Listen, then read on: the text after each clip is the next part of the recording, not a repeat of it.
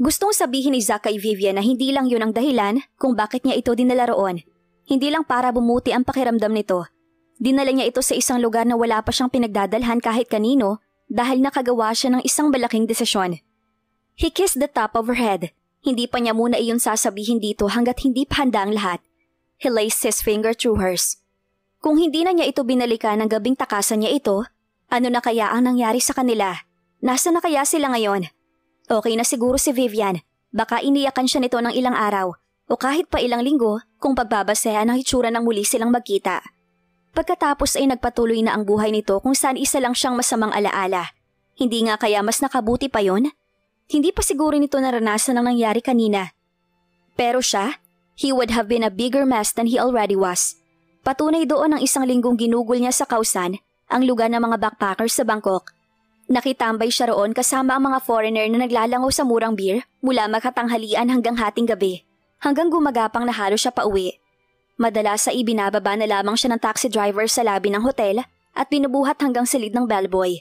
Ngunit kahit anong gawin ay sandali lang din ang pagkalimot na dala ng alkohol. Matapos makarecover sa isang matinding hangover, ay magigising siyang isang tao pa rin lang ang laman ng isip. Isang gabi ay natagpuan na lang ni Zack ang sarili sa harap ng pintuan ni Vivian. Nang yakapin niya ang dalaga, ay saka lang ulit siya nakaramdam ng kapayapaan. Noon niya nalaman ang tinatakasang katotohanan. He was in love with her. Sa kauna-unahang pagkakataon na gusto niyang manatili sa piling ng isang tao. Alam niyang aalis pa rin siya paminsan-minsan, pero mapapanatag lamang siya kung alam niyang naroon ito sa lugar na babalikan. Kanyang ideya ang magsama silang dalawa. Kay Vivian ang alok na doon muna sila sa bahay nito, parang araw sa pamilya nito. Pumayag siya dahil tatanggapin niya anumang kondisyon, makasama lang ito. The truth was, he probably would go to hell for wanting to be with her too much. And he will go there willingly. Pero hindi niya isasama si Vivian doon. He will work for his salvation if it meant saving her as well. Ilang araw matapos ang insidente ng pagdating ng ama ni Vivian sa bahay nila, ay puno ng determinasyon si Zack habang nagmamaneho patungong Alaminos, Laguna. Ang maliit na town kung saan nakatira ang pamilya ng dalaga. Hindi alam ng kasintahan na patungo siya roon. May lakad ka? Tanong ni Vivian sa kanya kaninang umaga. Yeah. Saan? Personal emergency. Aniya, alam na nito ang ibig niyang sabihin. Nakasanayan na nilang gamitin iyon kapag merong gagawin na hindi gustong sabihin o ipaliwanag sa isa't isa. Totoong nakaramdam siya ng personal emergency sa taas ng level ng tensyon niya nang matanaw ang bahay ni na Vivian. Hindi siya maaaring magkamali. Parehas na parehas iyon kung paano isinalarawan sa kanya ni Vivian. Isang charming na bahay, may hardin sa labas na halatang pinagbuhusan na pangangalaga at pagmamahal ng may-ari noon. Sa loob noon ay nabubuhay ang isang normal at masiyang pamilya na may mga normal ding problema at alalahanin hanggang noong dumating siya sa buhay ng panganay na anak ng tahanang ito. No, hindi siya dapat ganoon mag-isip ngayon dahil baka mawalan siya ng lakas ng loob. Huminga siya ng malalim bago umibis ng kotse.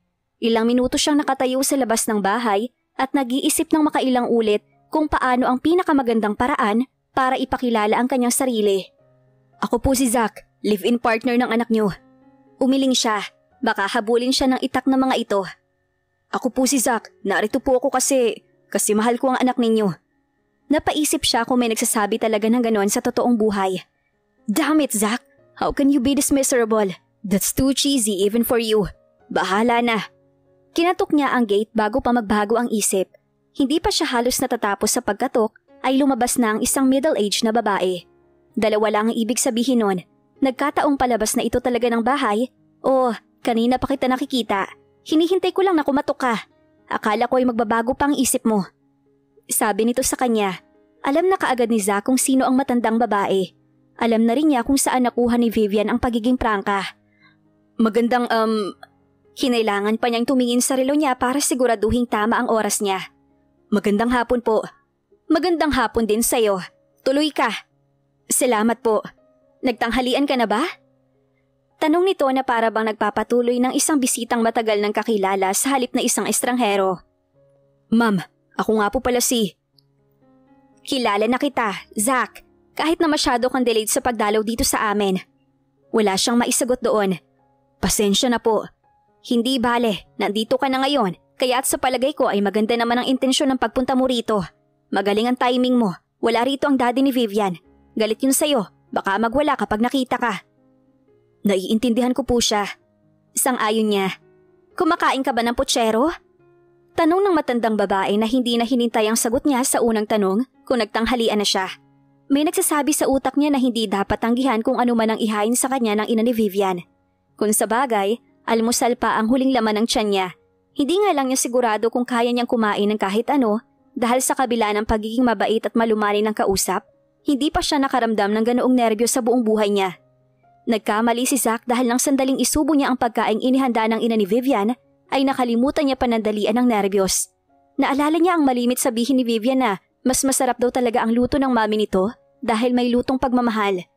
Hindi niya pa naintindihan ang ibig sabihin nun hanggang ngayon. Halata namang nasisiyahan ng matanda sa pagkagusto niya sa pagkain. Patuloy lang itong nagtatanong tungkol sa kanya habang nilalagyan ng plato niya ng malaman daw na bahagi ng karne. Saan kayo nagkakilala ni Vivian? Ipinakilala po ako ng kaibigan niyo sa kanya. Hindi yun kasinungalingan technically dahil totoo namang ang kaibigan ni Vivian na sila Lane ang tulay ng pagkakakilala nila. Matagal na ba kayong magkakilala? Lagpas 3 buwan na po. Kailan lang pala? Kung titingnan niya sa paningin nito, parang kailan nga lang ang 3 buwan. Pero ang pakiramdam ni Zack ay parang napakatagal na noon. Matanong ko lang, anong ang trabaho mo? Napadta si Zack pagtawag sa kanya ng anak. Parang bumara sa lalamunan niya ang huling isinubo. Hindi niya tuloy na intindihan ang huling bahagi ng tanong. Lumunok siya. Sorry, ano po yung tanong niyo? Kako, ano bang trabaho mo? I'm a professional bum. Naalala niyang iyon ang isinagot dati kay Vivian. Saglit niyang inisip kung ano kaya ang magiging reaksyon ng ina nito kapag iyon din ang sinabi niya. Kaya ko pong buhayin at ibigay lahat ng pangangailangan ng anak niyo. May pagpapabibong sagot niya. Mukhang hindi ito na-impress. Hindi ito agad nagsalita na para bang alam nito ang pag-iwas niyang sumagot ng diretso sa tanong. Wala kang trabaho pero may kaya ang pamilya mo, kaya wala akong dapat problemahin, ganun ba? Bakit pakiramdam niya ay si Vivian lang din ang kausap niya dahil sa sinabi nito na para bang tanong pero hindi eksaktong tanong kung hindi pagsasabi ng konklusyon na buo sa utak nito. Marami pa itong sunod na tanong. Nasagot niya ang iba. Muntik na siyang nabubulunan sa iba. Nagkatawanan sila sa iba. Para ring si Vivian, nakakalibang kausap ang ina nito. Para bang hindi mahalaga ang oras habang nakikinig ka rito. Lalo pa at sinasabayan nito ng paghahain ng homemade dessert ang kwento. Matapos kumain si Zack ay seryosong pinag-aralan siya ng ina ni Vivian. Huminga ito ng malalim bago nagsimulang magsalita. Medyo may alam na ako tungkol sa'yo bago pa ang araw na to.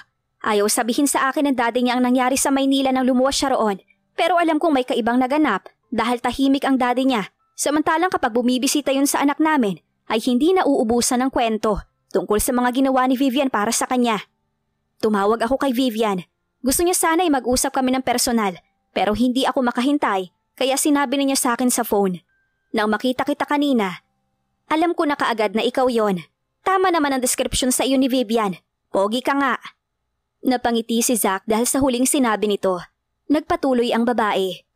At sa tingin ko ay maayos ka namang tao. Hindi ka naman siguro magsasadya pa rito kung hindi. Pero may tip ako sa'yo. Naghanda siyang makinig sa kung anong tip mayroon ito. Mutsyang-mutya ng ama niya si Vivian. Kahit presidente pa yata ng Pilipinas ang dumating dito at ipakilala sa kanya, hindi pa rin papasa sa requirements niya para sa anak niya. Ang ibig ko lang sabihin, kung gusto mong mawala ang galit sa'yo ng daddy niya at kung gusto mong matanggap ka niya ng buong buo, marami ka pang dapat ayusin. Somehow he knew that much. Kaya hindi na siya nagulat na iyon ang sinabi nito. Hindi niya lang inasahan na sasabihin iyon ng walang galit kung hindi puno ng pagmamahal. For Vivian, and with some spill over for him, because she knew her beloved daughter loved him. Bago pa siya nakabuo ng isasagot doon, ay nakarinig sila ng kaguluhan sa may entrada ng bahay. Nagliwanag ang mukha ng mami ni Vivian. Ay, andyan na ang mga kapatid niya. Sinundo nila yung may asawa na nilang ate. Mas bata yun kay Vivian. Pero nauna na lang mag-asawa. Tamang-tama, dito sila matutulog ngayon. Dito ka na rin matulog, Zack. Sigurado akong gusto kanilang makilala. Pakiramdam ni Zack ay naubos ang dugo sa buong katawan dahil sa ideya ng isang buong pamilyang kailangan niyang harapin. Wala siyang ideya kung paano iyon ginagawa. Pero mas hindi naman niya alam kung paano tanggihan ang ganung uring pagtanggap sa kanya. Sige po. Sang-ayon niya. Ipinatawag si Vivian sa opisina ni Walden Perez. Ibang-iba ang tumatakbo sa utak niya na posibleng dahilan ng pagpapatawag sa kanya habang naglalakad siya patungo sa silid ng boss. Baka pagsasabihan na siya dahil sa dumaraming araw ng pagliban niya sa trabaho. Bukod kasi sa pagkakasakit niya, ay kinailangan pa niyang umabsent ulit para magpatingin sa doktor. O hindi kaya ay alam na nito kung anong resulta ng kanyang exams. But no, those things were supposedly confidential, hindi ba? Nang makarating siya roon ay wala ang sekretarya sa kinaroroonan nito, pero may mga naririnig siyang tunog mula sa silid ni Walden. Humakbang siya papalapit doon, pero napatigil siya bago kumatok nang marinig niya ang halos dumadagundong na boses galing sa loob. Anong gusto niyang gawin? Anong pumasok sa isipan niya at bigla-bigla na lang to? He thinks this company is his fucking playground? He went around gallivanting all over the world, sleeping around like a pig, and then he has the guts to call you and say he wants to work here? He has no qualifications, no job experience. He is nothing. Dad, matagal mo na rin namang gustong bumalik siya, hindi ba? Kilala niya ang boses ni Walden na magsalita at kung dinatawag nitong dad ang isa pang boses, ang ibig sabihin noon ay ang matandang Perez ang kausap nito. I gave up on that years ago. Tanggap ko na walang balak patunguhan ang buhay niyang kapatid mo. At ano ka mo ang terms niya sa pagtatrabaho? An office space he can play in every now and then? Anong palagay niya sa Shaylee's? But Dad, he's even accepting any post here is a big step already. Bakit hindi natin siya bigyan ng chance? Sinalubong ng katahimikan ang suhestyong iyon ng Walden. Matagal bago niya narinig ulit ang boses ni Mr. Perez. Ikaw ang bahala dyan sa kapatid mo. Ako ay sawa na sa kalokohan niya. I'll take care of it, Dad. You'd better. If he jeopardizes Shaylee's in any way, I swear to God, I will kill him myself. You understand? Kasunod noon ay nakarinig sila ng paghatak at paglagabag muling pagsarado ng pinto. Lumabas muli sa silid ang nakakatakot na presensya ni Mr. Mario Perez, presidente ng Shaylee's. Namumula pa ang mukha nito sa galit. Bahagya nang dumaan ang tingin nito sa kanya, pero sapat na iyon para makaramdam siya ng panliliit. Gaano pa kaya ang liliit ng pagtingin nito sa anak nito kapag nalamang may karelasyon itong tulad niya? Kahit pa sa sarili niyang pandinig ay napaka-insecure ng tanong na iyon. Ngunit iyon eksakto ang naisip niya habang nakatayo siya roon. She had always known how different Zach's and her world were, but never more so than his moment. Lalo pa ngayon sa kondisyon niya. Miss Cruz. Sambit sa pangalan niya ni Walden, ni hindi niya napansing kasunod ito ng ama sa paglabas ng silid. Sir, ipinatawag niyo po ako? Yes, please dito na lang tayo sa office. Sumunod siya rito pagpasok. May alanganing katahimikan sa pagitan nila, maging na makaupo na siya sa harap ng desk ng big boss ng Shaylee. Lihim niyang pinag-aaralan ang mukha ni Walden. Noon niya lang napuno ang pagkakahawig nito at ni Zach. The similarities were quite subtle. Madaling hindi iyon mapuna kung hindi tititigan ng magkapatid. Pero naroon iyon, ang pagkakaarko ng kilay, ang tendensya ng mga matang maging kulay amber, depende sa kalidad ng liwanag na tumatama roon. Mas formal at mukhang intelihente si Walden. Mas mukhang rag at outer type naman si Zach. Pero kung papaniwalaan niya ang sinabi nila Lane, ay si Zach ang totoong henyo sa dalawang magkapatid. I guess you heard my father's outburst. Biglang sabi ni Walden. Tumango si Vivian. Wala siyang nakitang dahilan para itanggi yun. And I suppose you realize also that we are talking about Zach. Isa pang tango ang itinagon niya. May gusto ka bang itanong sa akin? Sabi nito. Tumingin si Vivian ng diretso sa lalaki. Narito po ako dahil ipinatawag niyo ako. I had the impression na kayo ang may gustong itanong sa akin. Halatang hindi inaasahan ni Walden ang sagot niya. Ngunit nakita niya ang pagguhit ng paghanga sa mga mata nito. Very well then. You strike me as a very frank person. I will ask you frankly then. Anong alam mo tungkol sa biglaang desisyon ni Zach na magtrabaho sa Shaylee's? The question caught her off guard. Ngayon niya lang narinig ang tungkol doon. Hindi ko po alam ang tungkol doon. Amin niya. Tinitigan siya nito na para bang tinitimbang nito kung papaniwalaan ang sinabi niya. You are living with my brother, aren't you? Muli niyang pinag-aralan ang mukha nito.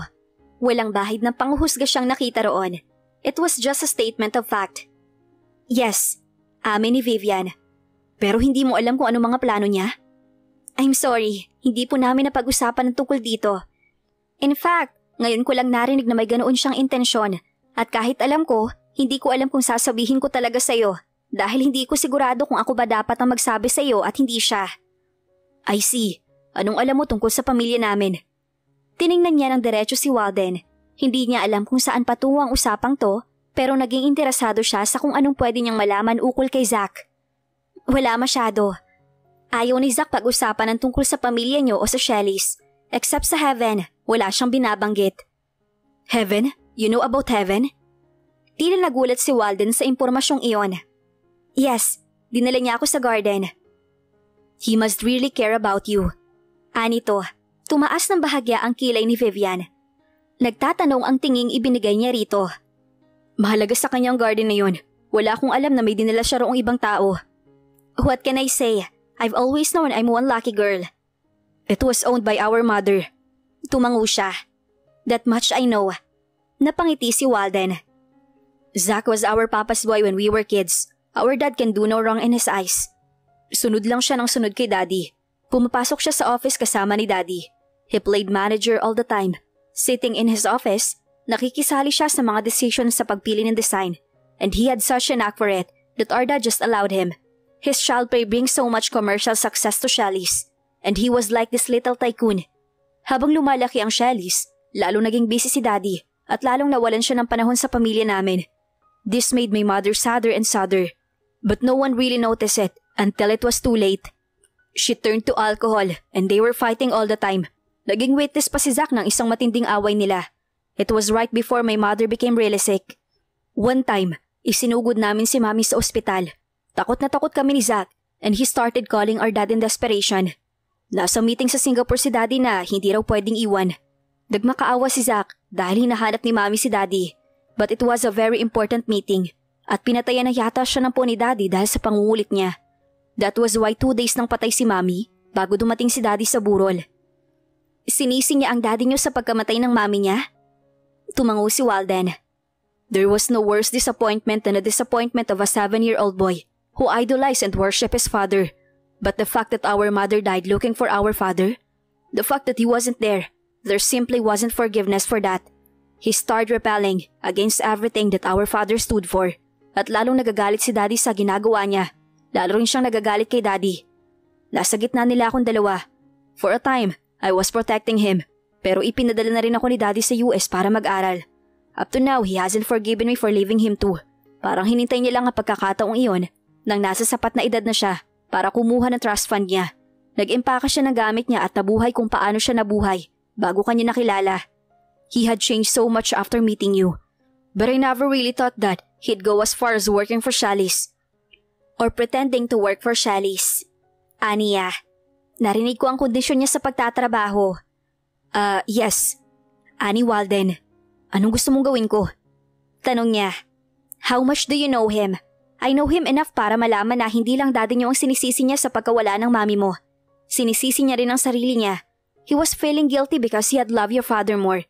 And at the center of it all was Shellys. At kung nandito ako, he will never give it half the shot because he will always prioritize me. Dahil matatakot siyang matulad sa nangyari sa Mami at Daddy mo. Lalo na sa kondisyon ko.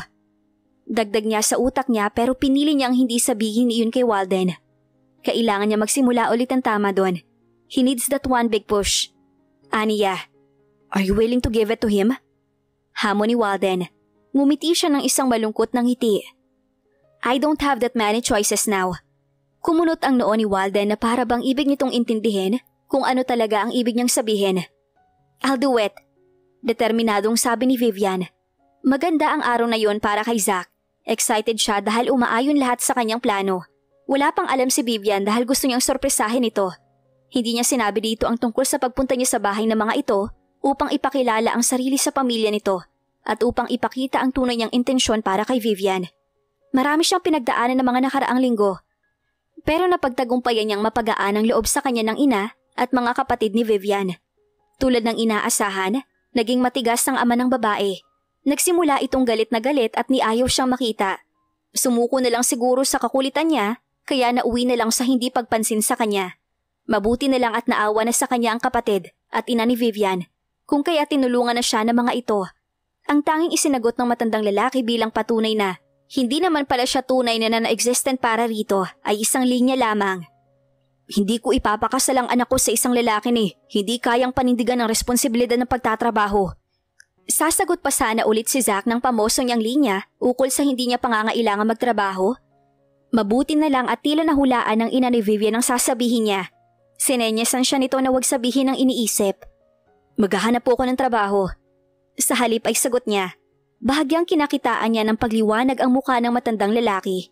Hindi pa rin ito nagsalita, pero may narinig siyang ungol mula rito. Naiwan sa kanya ang pagbibigay interpretasyon sa ungol na iyon. Kailangan niyang patunayan ang sarili. Iyon mismo ang ginawa ni Zack. Naghanap siya ng trabaho pero hindi pala yun madali sa isang college graduate nga. Pero hindi na maituturing na fresh graduate at walang kahit anong employment history. Kahiyaan na wala siyang maiharap na trabaho sa magulang ni Vivian. At tumatagal rin ang pagbibigay niya ng sorpresa sa kasintahan. Gusto pa naman niyang pasayahin si Vivian sa lalong madaling panahon dahil napapansin niya ang pananamlan nito mula pa noong mangyari ang insidente. Wala na siyang pagpipilian. Anyway, all he needed was to be employed, right? Isang kumpanya lang ang alam niyang hindi maaaring tumanggi sa kanya. Tinawagan niya si Walden at katulad ng naisip niya, wala itong nagawa kung hindi tanggapin siya. I think I can find you a position in. Wala akong pakialam kung saan mo man ako ilagay. I don't even care about what you pay me. Kailangan ko lang ng job title at mapapasukang opisina. I don't have any intention of setting foot in that place unless it's absolutely necessary. Sabi niya sa kapatid. Nang manggaling siya sa bahay ni na Vivian, ay dala na niya ang pagsang-ayon ng mga magulang nito sa gagawin niya. Pwede na niyang pakasalan ito. Handa na siyang mag-propose dito. Ang totoo ay hindi niya nakita kailanman ang sarili niyang gagawin ito. Hindi nga ba't malimit niyang sabihing hindi siya ang tipong mag-aasawa? Noon yon, noong wala pa si Vivian. Iba na ngayon. Bilang mag-asawa ay bubuo sila ng pamilya. Magkakaroon sila ng makukulit na anak. Nauwi sa ngisi ang ngiti niya. It was one of those rare moments when he knew that happiness was truly his to take.